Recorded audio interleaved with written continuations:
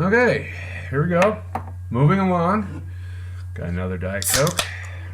So, as we progress on day 2 of my love project, I just did a post for Tom, my brother Tom Hansen. And so, of course, here's one for Greg. Boy, Greg. So much. So much. So, of course, this is just the first of many posts that I will put up for you. But, of course, you are very much on my mind. Always are, and especially right now. First of all, I love you. I love you so much, and I'm so happy that you are my brother. As I said, Tom, I wish I'd been a better brother to you.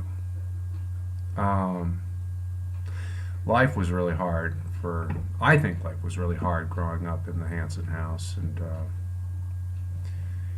I always felt really badly for you, and I always thought that you were treated badly, and I've carried a lot of guilt throughout the years that I wasn't kinder to you, that I didn't show you as much love as I should have or could have.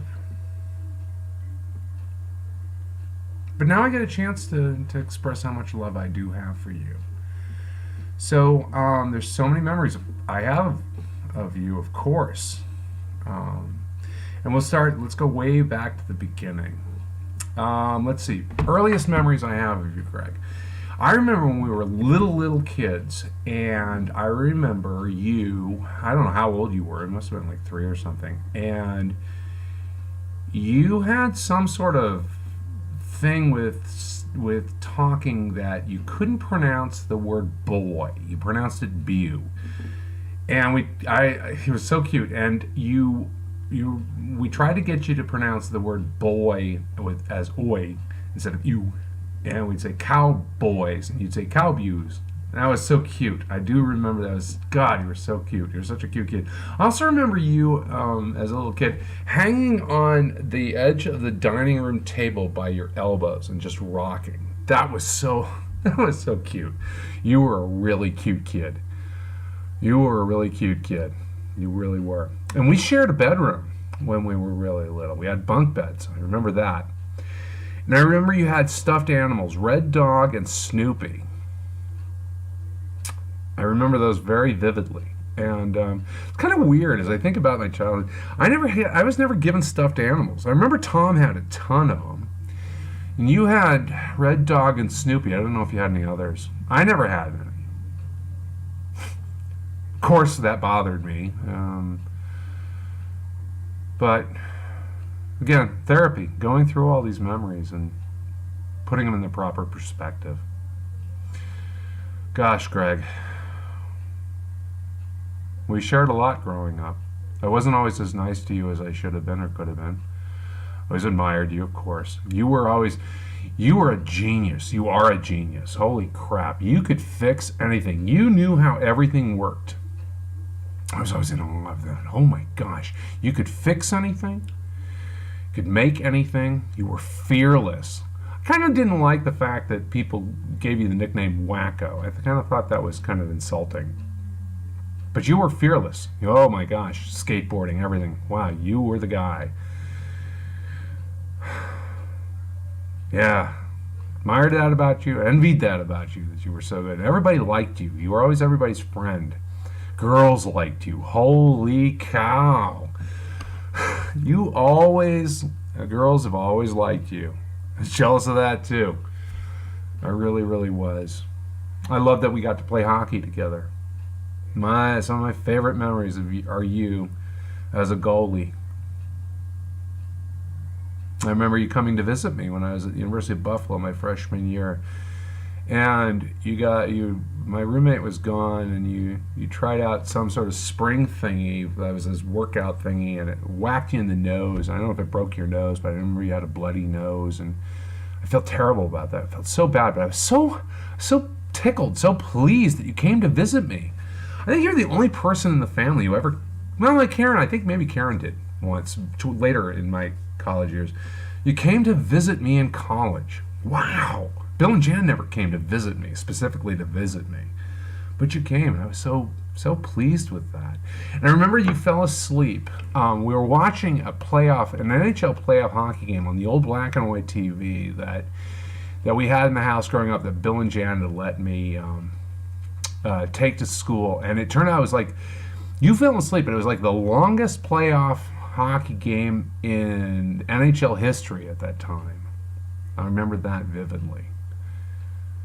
I remember that you loved heavy metal. You've always loved heavy metal. I remember giving you, for Christmas every year, I always gave you a poster from Iron Maiden. I always, for some reason, thought that you would like that, of the Eddie posters.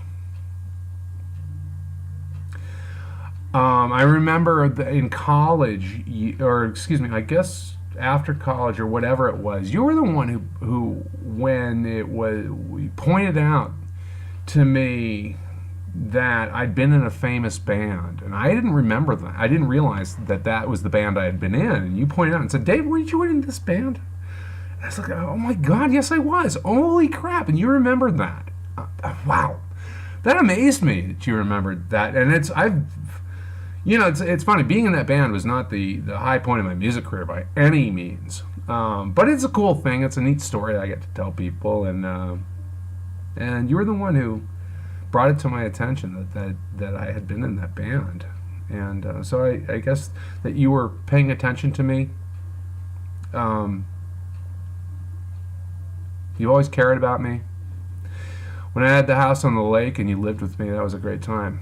It was a great time. I loved being with you.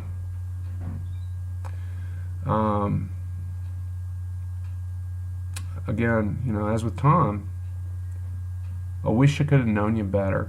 Wish I could have been a better brother. Wish I could have shared your life and my life. We could have shared our lives together more. I'm glad that we reconnected. It was so great that you called me the other night. That was fantastic. I'm still sort of a glow of happiness that you did that. And I'm sorry I was asleep, and I kind of, you said you thought I was drunk, and I wasn't. I was just, you woke me out of a deep sleep. Sobriety is a big thing for me now, as you know. Been sober for 7 months, and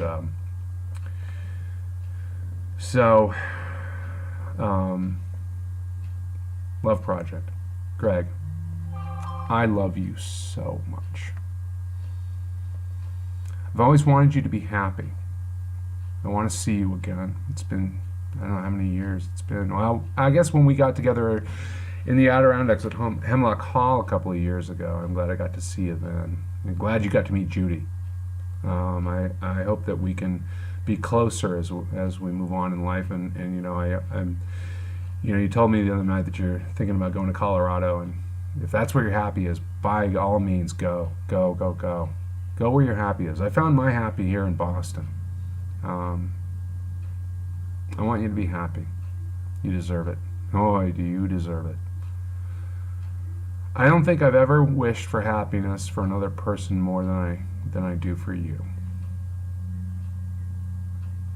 You're so important to me. I love you so much. There'll be more from me as I continue through this project, and I love you, Greg. I love you. You'll always be my brother, and I will always love you.